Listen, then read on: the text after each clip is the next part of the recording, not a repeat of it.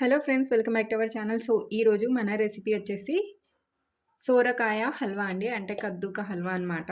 So నా స్టైల్లో చేసి చూపిస్తున్నాను.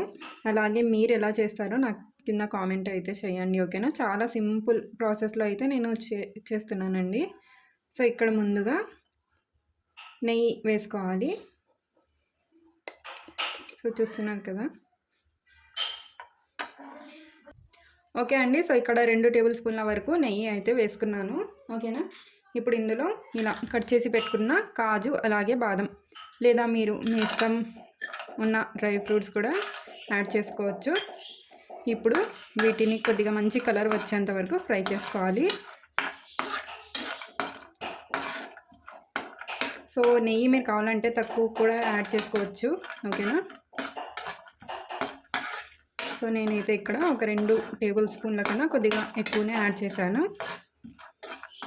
అండ్ అలాగే పక్కన నేను పాలు కూడా బాయిల్ అవ్వడానికి పెట్టేశాను అనమాట. ఓకే అండి. సో ఇక్కడ చూస్తున్నారా, ఈ కలర్లో మంచి కలర్లో వచ్చేంత వరకు వీటిని ఫ్రై చేసుకొని వీటిని పక్కన తీసి పెట్టేసుకుందాం. అంత లోపల పాలు కూడా బాయిల్ వచ్చేసింది. గ్యాస్ ఆఫ్ చేశాను. సో ఇక్కడ బౌల్లో తీసి పెట్టేసుకోవాలి. ఇక్కడ నేను గ్యాస్ స్టవ్ అయితే ఆఫ్ చేశానండి, ఎందుకంటే మన నెయ్యి చాలా వేడిగా ఉంది కదా, మాడిపోతాయి అన్నమాట. సో తీసే లోపల గ్యాస్ స్టవ్ అయితే ఆఫ్ చేశాను. ఓకే అండి. సో ఇక్కడ చూడండి, ఇలా తురుముకోవాలన్నమాట. పెద్ద హోల్స్ ఉంటాయి కదా, సో ఆ సైడ్ నుంచి తురుముకోవాలి. ఇప్పుడు ఇదే నెయ్యిలో ఇవి వేసి మనం తురుముని పెట్టుకున్న సొరకాయ వేసి ఫ్రై చేసుకోవాలి.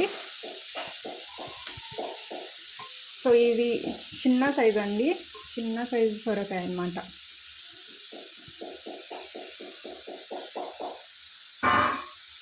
ఇప్పుడు దీన్ని నెయ్యిలోనే బాగా ఫ్రై చేసుకోవాలి. సో ఇందులో వాటర్ కంటెంట్ ఉంటుంది కదా, దానివల్ల సగం కుక్ అయిపోతుంది అన్నమాట. ఇక్కడ నేను ఫ్లేమ్ని మీడియం ఫ్లేమ్లో పెట్టి ఫ్రై చేస్తున్నాను. సో నేను ఇంకా 1 టీ స్పూన్ నెయ్యి అయితే వేసానండి. సో మనం ఇలా నెయ్యిలో వీటిని ఫ్రై చేసుకోవడం వల్ల పచ్చి వాసన లేకుండా ఉంటుందన్నమాట. సో నేనైతే ఇలా చాలా సింపుల్గా చేసేస్తానండి. మరి మీరు ఎలా చేస్తారో కింద కామెంట్ చేయండి, ఓకేనా. అండ్ మరొకసారి కద్దుకి ఖీర్ అది కూడా షేర్ చేస్తానండి, చాలా బాగుంటుంది. సోరకాయ ఖీర్ అన్నమాట, పాయసం అంటారు కదా తెలుగులో. సో ఇప్పటికైతే హల్వా. ఓకే అండి. సో ఇక్కడ చూస్తున్నారు కదా, సోరకాయ కొద్దిగా ట్రాన్స్పరెంట్గా అయినట్టు కనిపిస్తుంది కదా. ఇప్పుడు ఇందులో మనం బాయిల్ చేసి పెట్టుకున్న పాలను యాడ్ చేసుకోవాలి.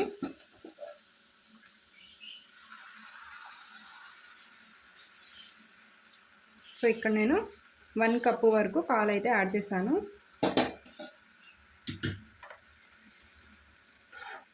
ఇప్పుడు పాలల్లోనే మిగిలిన సగం మొత్తం కుక్ చేసుకోవాలి.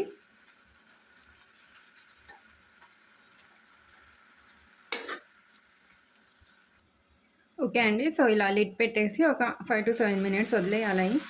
మీడియం ఫ్లేమ్లో ఇలాగే పెట్టేసి మధ్య మధ్యలో లిడ్ తీసి మిక్స్ చేస్తూ ఉండాలి.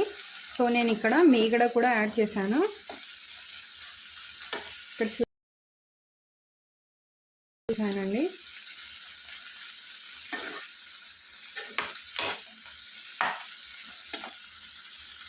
ఇప్పుడు ఇందులో షుగర్, సో నేను ఇక్కడ ఒక 1/2 కప్పు వరకు షుగర్ అయితే యాడ్ చేస్తున్నాను.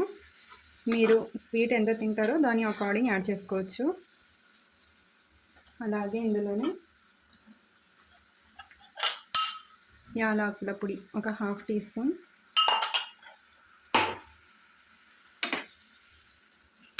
వేసి ఇప్పుడు బాగా మిక్స్ చేసుకొని దగ్గర పడేంత వరకు ఫ్రై చేసుకోవాలి.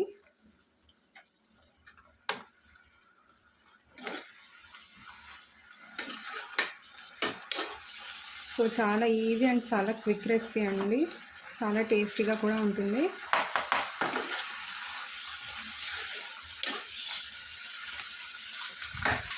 సో ఒకవేళ మీరు పాలు వద్దనుకుంటే కనుక వాటర్ వేసి అయినా చేసుకోవచ్చు.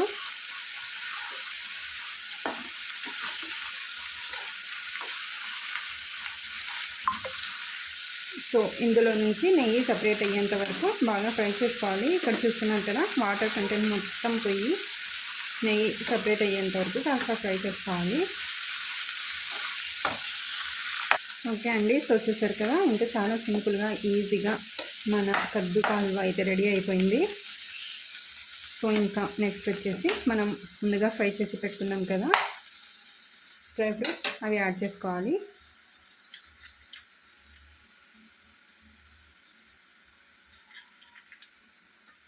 ఓకే అండి, సో వీడియో నచ్చితే డెఫినెట్గా లైక్ చేసుకోండి. అలాగే ఒకసారి ట్రై చేసి నాకు కింద కామెంట్ చేయడం మర్చిపోద్దు. ఓకేనా?